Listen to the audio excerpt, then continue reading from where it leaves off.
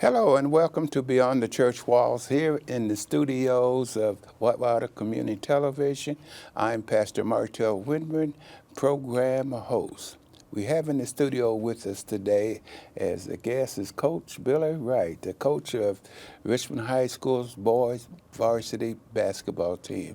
Coach, it's very good to have you here today. I'm very excited. Thanks for having me. I'm glad to be back. Amen. So I'm glad that you are willing to take time out of your busy schedule and to share it with us. We have a few questions that we would like to ask you that we could share with our visitors today. And I guess the first question that I would ask you is, how many seniors did you lose from last year? Yeah, we lost 5 seniors, and I've been around long enough to appreciate the seniors, and especially my first year at the high school, laying the foundation, laying the culture of the program. You rely heavily on your seniors, and they did a tremendous job of echoing the culture that me and my staff wanted to implement. So all 5 of them will be missed. They're off into college right now. I think 4 of the 5 I can confirm are definitely pursuing their academic futures at different institutes around the Midwest. So we're proud of that statistic, that they're using basketball to get an education. And if they're not playing basketball, they're still enrolled in a 2-year or 4-year university. So, but 2 of them were starters, and the other 3 were significant role players for our program. Now, as being seniors and significant role players on the team, does that also mean that they were good role models in the locker room? Absolutely. That's a pillar of our program is all in. Be the best person you can be the best student you can be the best basketball player you can be, and then on the court, play hard, play smart, play together, all for one and one for all. And we always tell the young men, no one's perfect, but you know right from wrong. And our 5 seniors did a tremendous job of trying to not only talk the talk, but walk the walk. Well, that locker room communication does mean a lot. Absolutely. The culture of the locker room and the togetherness and all of the trials and tribulations throughout the course of a season. It's such a long season. And anymore, basketball is year-round sport, so the kids are constantly playing year-round, which is a good thing when they're playing the right way. But when we bring them back in for the fall, we want to make sure that we focus on who we are as a program. Now, as far as being a year-round sport, there is a period of time where you as a coach is not allowed to address or coach or teach or anything with the students? Correct. Like in the summer months? Correct. There's a window of opportunity where non-contact period, where you can't have any contact with your student athletes, and then there's minimal contact, and that's kind of where we are right now in the preseason. We're allowed minimal contact, minimal instruction with our student athletes, 2 hours a week, 2 days a week. So that's kind of where we are now. So it's definitely year-round, but the IHSAA has done a tremendous job of trying to regulate and monitor how much is too much. So violation, that means what, to violate that? That means you can have suspensions from players, from coaches. You definitely don't want to get caught violating the rules. Okay. What areas do you hope that Richmond High School's boys basketball team will improve this year? Just consistency. I'm a big fan of being consistent, every day. And I tell the kids, everybody has a bad day. You can't have a bad week. We can't have a bad month as an organization, as a school corporation or our basketball program. So we try to pride ourselves on holding each other up. If we have one of us are having a bad day, help each other out. But at the end of the day, just being more consistent this year. I think a lot of times last year we found ourselves, because we were so young, playing predominantly freshmen and sophomores and then our 2 seniors. We were kind of up and down last year for the most part, but moving ahead, moving forward, we definitely want to be more consistent. What is the biggest question as coach? What is the biggest question that you have as far as entering into the 22-23 season? Our potential, can we reach our full potential? I like what we have on paper. That's where it all begins. We have a nice roster that is deep, returning players who have played a lot of minutes last year. some guys who played freshman in JV last year who are ready to move up into more of a varsity role. So I'm excited to see the potential, not just to compete, but to compete for a championship. So from last year to this year, what has been the improvement? We spent a lot of time on shooting, fundamentally shooting the basketball. Well, you got one of the finest shooting coaches in the state of Indiana. Yes, sir. Mr. Avis Stewart, yes. a.k.a. the shot doctor is what we call him. He's done a tremendous job working with the kids on the mechanics, the ball placement, the hand placement, and just a lot of the nuances about the game, the fundamentals of the game that has worked to the test of time. He's one of Baumgartner's students. Absolutely. The Baumgartner shooting camp and a lot of the drills that they did many, many years ago. I can remember, Coach Stewart, when we were in middle school, 5th, 6th, 7th, 8th grade, coming over some of those same drills that helped us kind of lay the foundations of that 92 state championship team. So just trying to give the kids some good fundamentals, and especially in the areas of shooting the basketball. Yeah. Now, did you play in the Baumgartner? I did not. George Griffith. George Griffith, that's right. I should have known that. He was my neighbor, lived across the street from me. Okay. And he was from the South Bend area. South Bend, absolutely. And, I pastored in that area for 5 years almost. Okay. And it was quite often, like going through a cashier line, and I'd give my card, and they'd look at my name, and back then they used to ask you where you're from and all those kind of questions, And at Richmond, and quite a few times I would have people say, Richmond, said, Coach Baumgartner, Coach Griffith? And I said, oh, yes. I said, he's my neighbor. And what was it, Valparaiso, where he came from? I want to say South Bend, St. Joseph High School. St. Joseph High School. And it was always amazing to me how many times that I'd run into people that would ask questions. They say I was from Richmond and would ask questions about Coach Griffith. We were very close friends, he and his family and all.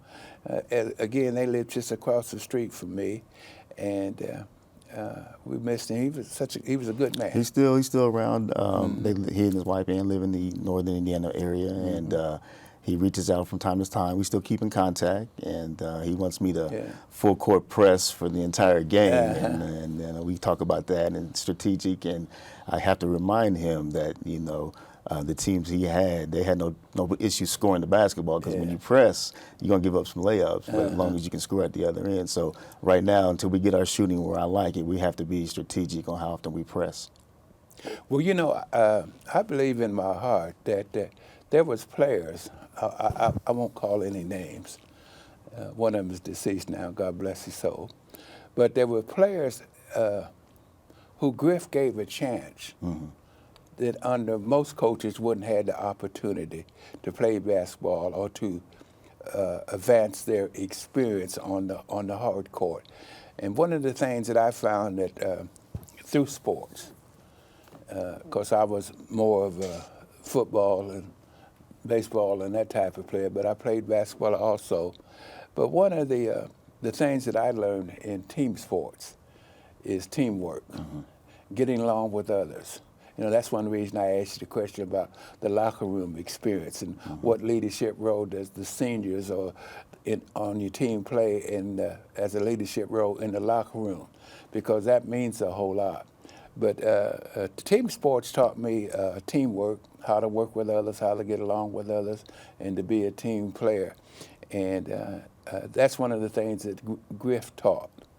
Hub Etchison taught that, and a lot of the good coaches, they teach that, and I'm quite sure you teach that also. Absolutely. Listen, I think that the challenge in today's era, I'm sounding, but is the kids, they grow up in an area where they don't talk as much, they don't interact as much. They're like this all day on the phones, on the mobile devices. So that vocal leader has been so much of a change for me to try to help kids understand and assert their personality. And that's one thing that, we continue to work with our players on being that vocal leader, because most of them lead by example, which is good. But, we need that vocal leader, that alpha male in the locker room that's going to stand up for not only what's right, but, for what they believe in as well. So that's the only difference between this era and the era that I played in, because when I played, it was being the point guard naturally. Going back to your point with Coach Griff, you know, if it didn't go wrong, whether it involved me or not, it was my fault. And that's how much I think he knew I can handle the role, number one, how much he knew the other teammates respected but I believe me. did you start as a sophomore? As a sophomore, absolutely. I think I was 13 or 14 years old, maybe 110 I can remember pounds. the sectional game in Newcastle. And you were the starting point guard. Sophomore year. Yeah, in your sophomore year. Another question I'd like for you to share with our viewers is about discipline and academics. And we know that academics will come before anything. But we also, in today's time, things have just changed so. I'm not talking about school shootings and things of this nature. The attitude of students has changed so. There's more expected of coaches. And what coaches can do and couldn't do has changed so than when I were in school or even when you were in school. You know, I recall a time we used to have these blocking drills, and Hub hit me, was showing me how to block. I wasn't blocking well enough for him, to suit him. And showing me how to block, he hit me in the lip, busted my lip. And my lip swelled up, my upper lip. It swelled up so big it was touching my nose. But the next day when I came to school with this big swollen lip, and people would ask me, man, what happened to you, you know? But that lip was like the Congressional Medal of Honor for me. That was pride for me. Hub hit me and busted my lip. That was a great thing for me. Now, something like that happened, you'd find yourself in one of the Wayne County courts. Yes, and out of a job. yeah, you can't do stuff like that. Right. And but the method of coaching, the way of coaching has changed so, but attitudes of students, of players have changed so also. Well, we try to help them understand, you know, as far as them disciplining themselves so others won't have to. And that's something that we stress. You know, we talk about it. If you're a self-disciplined young man, you don't have to worry about the teacher. You don't have to worry about this enforcement or that enforcement. You don't have to worry about coach getting on you because you're already self-disciplined, you're self-motivated. That's another thing that we help our young men understand, the importance of being an energy giver and being self-motivated. And these are things that they can take with them in the real world once they leave our program. And as far as the basketball piece and discipline, I'm a fan of John Wooden. And he used pine time is what he called it. You know, sit on the bench. Sit on the bench. That's one of the greatest motivators out there. So well, you couldn't have picked a better person to pattern after. It's John Wooten. Absolutely. Great absolutely. man. This is great coaches. I've you know, borrowed from a lot of my predecessors and a lot of the coaches that I've worked for and a lot of players I played with and against. But when it comes down to personality and when it comes down to interacting with the kids, it would be John Wooden. And then again, it's just like in anything, you know, when the kids know you really care, truly care, then they know it comes from the heart. You're trying to help them correct their mistakes, help them be better people, help them be better basketball players. And when they know you care, then they'll give you their all. Let me ask this question. We've talked about Avis being one of your assistant coaches, but tell us about other assistant coaches that you have and the role that they play. Absolutely. We have a variety. And the one thing that I wanted to make sure that I provided our young men with were men who cared about not only the game of basketball, but Richmond. And every single one of my assistant coaches have ties to Richmond or either graduated from Richmond High School, currently live in Richmond. Had that Richmond pride. Absolutely. That I think all but one. And all but one. And the one who is not is a graduate of Earlham. So he is by way of Gary, Indiana. His family background is his parents are educators. What is his name? KJ Stalling. He's a freshman coach. Okay. He graduated from Earlham. From Earlham. And he thought, this is a little joke, but he thought I hired him because of his basketball intellect. But it's because he can still physically get out there and demonstrate. I can't get out there. I'm too old. But KJ can get out there and do it. Who did you follow as coach? Who was the coach before you? Shabazz. Coach and Shabazz. before him? Coach He was from yeah. Gary also. Yeah, he was. Yeah, he sure was from Gary. But Coach Shabazz was right before me. Yeah, he's from Fort Wayne. Yeah. And so my mind's failing me. I was trying to remember the coach from Gary's name. I want to say Westrow, but that's not right either. Wedlow, yeah, Ricky Wedlow. Coach Ricky Wedlow. Yeah, Wedlow. Yes, sir. And He played at Earlham. Yeah, he played for Earlham. He was in the same class you were in. He played for Gary Roosevelt. Correct. He was 1 year older than me. He was class of 91. Okay. And I was class of 92. But they won it, the state championship in championship, 1991. And then we won it in 1992. I was in Gary too. You know, I pastored in Gary for 2 years, and I was riding down the street one day and I saw this truck. It was one of those like Sanford Son type of trucks, you know, and it had that name on, that last name on it, and I said, that's got to be some of his relatives because that name is not that common.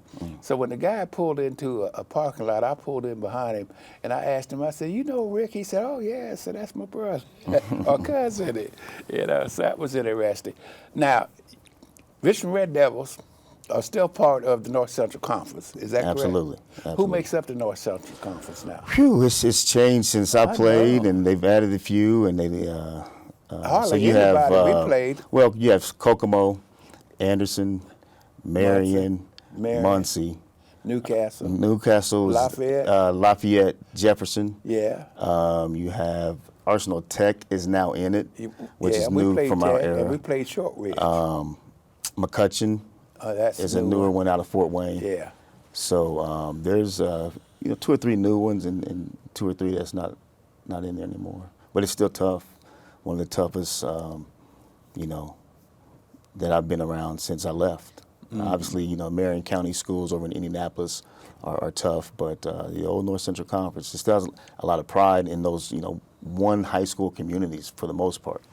And they still have, very, very competitive and tradition rich. Well, last year at the end of the season, I sent you an email congratulating you on a successful season. My concept on having a successful season was not so much as your win and loss record, but the pride and dignity and the education and all that the kids learned that year under you as the first year head basketball coach. And I think the Richmond High School basketball team grew in so many ways, Thank you. Mentally, physically, attitudes and all that. They just grew so many ways. And that's why I deeply believe down in my heart that you had a heck of a successful season. And our prayer is that just this 22-23 season will be 10 times better than this season. Amen? Absolutely, amen. And I have to think, it was a community event in terms of rebuilding the program. And it's not me by myself. And I think one of the greatest things that we were able to do in such a quick time is build a feeder program. The little kids are now playing. And so from grades 1 through 12, our numbers are up. And that's a lot of credit to the coaches that are in my feeder system, coaching the first grade, the second grade, the third grade. And, I can't do it by myself, and just want to thank them for their support. I've had so many tell me that the way the school system has changed now from, I want to say middle school, elementary school, middle school, is that how it's called? Yeah, or intermediate school. So you have Intermediate 5th, school. 6th, which are predominantly at test. I've And you had have so many 7th and people 8th at tell me Dennis. that they say that killed the feeder system. Nah, as long as the kids is here, I'm going to go find them. Yeah. You just got to have an army of people who are willing to invest their time. And that's what I'm so thankful for and blessed to have family, guys I went to school with who are coaching my youth Yeah, there's a teams. lot of guys walking the streets every day that could be terrific coaches. Absolutely. If we would utilize their experience and their talents. Absolutely. But you know what? I think one of the reasons, Hub was a very successful coach. I think the 3 years I was in high school, we lost 2 games. Our greatest year was 59 when we were state champions, and Paul Flatley and all that probably the best well-known name on that team, who went on to play for Minnesota Vikings and all, and was all pro, rookie of the year, that type of thing. But I think one of the reasons that Richmond High School teams were so strong back in the day is that in junior high school and back before then, Hub had only 6 basic plays. But we all learned those plays in At an junior early high age, school absolutely. and before. Absolutely. When it came time for us to play high school football as sophomores, then you went to high school at 10th grade as a sophomore. We knew the plays coming and going because that's the only thing we had was those plays. And so Hub and Mike Rolich and all the other coaching staff could put more time in blocking and tackling and the fundamentals of the sports. Absolutely. Well, we became so good at blocking and tackling and all the fundamentals because he didn't have to waste time teaching us plays because we've already learned them.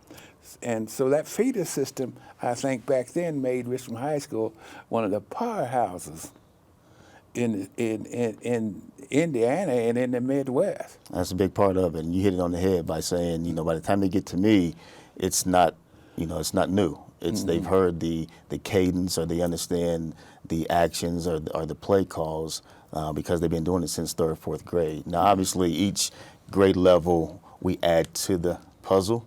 Like a 3rd grader is not going to be as advanced as an 8th grader in terms of physicality and how much we put on their plate, so to speak. But the concept is in place that they are learning our terminology, they're learning our fundamentals at a very early age, and that's key. I also feel that a good coach, and I believe that you rank in this area, a good coach is able to pull the best out of a player. I relate back to Hub Etchison again, who was my all in all as far as a human being in general, not only my football coach, but, years later, 10, 15 years later, I'd go and sit on the front porch with Hub, and if there was something troubling in my life or just something I want to talk about, I used to go and sit on the front porch with Hub, and we'd sit there for hours and talk because there was so much wisdom in that. But Hub was the type of coach that made you want to be the best that you could be at the game that you were playing. And I think that's one of the earmarks of a good coach, is to be able to pull that out of a player and make him want to be, show him that he can be the best that he can be. Absolutely. Amen. And that's part of it, amen. Is getting them to believe that they can achieve higher than what they even think they can. And as coaches, sometimes we can't get out there and demonstrate as much as we like, but I think the fact remains that, you have to understand what buttons to push and when to push them at the right time. But looking at the players on your team and the way they carry themselves, I firmly believe that ball players, you was talking about John Wooten for an example. I think that's a wonderful example of this. Ball players will adapt the personality of the coach. Of the coach, absolutely. And I share with them all the time, when you cross the line, I'm the nicest guy you want to meet until we cross that line. Yeah. And then it's on. And it's okay to have that dynamic. It's okay to have that go-getter mentality on the court and in the real world, But at the same time, you got to know there's a difference between the real world go-getter mindset and on the court. And I think that's something that is a byproduct of the culture of our program. We want them to be good men, good people, good students. But when you get on that court, it's go time. It's attack him before he attacks you. And just that mental competitive spirit is what we want to convey to our young men and pass down to our feeder system. Now, I've had people ask me this, and I did not know the question. I have no idea. But the various tests that students take in school now, as far as like the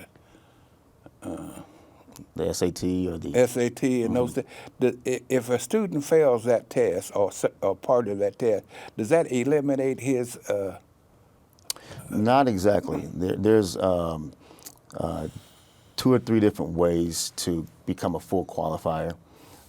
Say that again, please. There's 2 or 3 different ways to become a full qualifier, meaning you have all of the academic credentials to play right away as a freshman.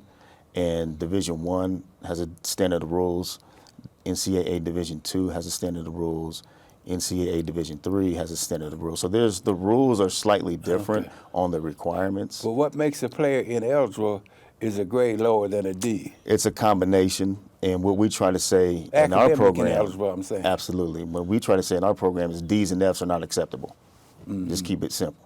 No D, no F. Is that a left to each school or each coach, or is that a set rule throughout the state of Indiana? From our standpoint, that's what we implement as far as the boys basketball program. There are state regulations and high school regulations that say you have to be passing, I think, a percentage of classes. So if you're at school A and there's 8 periods, then you might have to pass 6 out of 8.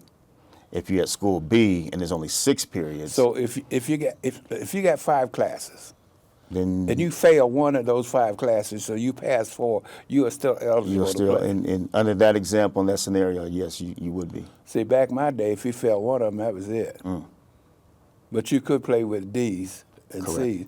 But if you had got an F in any particular class or subject, then you were ineligible to play that year, whatever, basketball, football, wrestling, whatever the sport was. Now, we also help them understand that even though D's will make you eligible here at the high school level, you're not setting yourself up for college.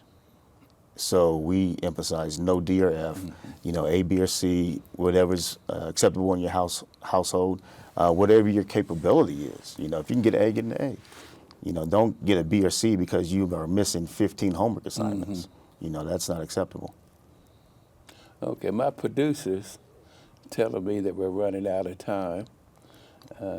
Seems like time goes so fast when you're sitting down talking I love to talking people. about basketball, helping kids, and enjoying. It's just an enjoyable conversation. Yes, sir. We hope to have you back on the program, maybe sometime during the season where we can be on site at the high school. That'd be a great idea. And have some students there with us and let them talk also. Maybe do a Christmas special at the high school. Yeah. How about that? Oh, that sounds 2 good. weeks off, and you don't have to worry about school. And we have a big tournament. The wedding tournament is our main tournament right there in December, right before Christmas. So love to have you come out with the camera crew. All right. Well, thank you.